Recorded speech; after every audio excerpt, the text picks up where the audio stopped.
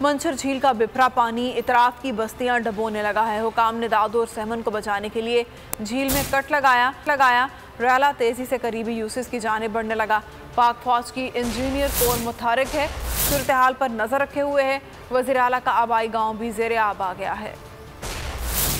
मंचर झील में पानी सतह मुसलसल बुलंद। सेहवन और भान सईदाबाद को बचाने के लिए RD 14 के मकाम पर बंद में कट लगा दिया गया। मुतासिर अफराद की मुंतकिली का सिलसिला जारी। मंचर झील के बंदों पर दबाव बढ़ गया।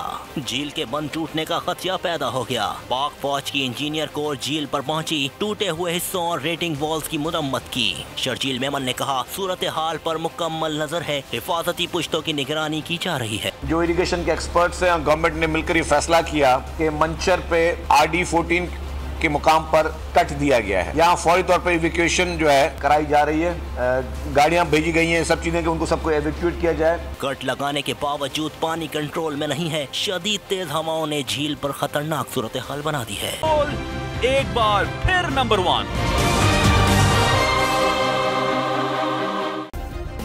सब्सक्राइब करें और बेल दबाएं ताकि कोई खबर रह न जाए।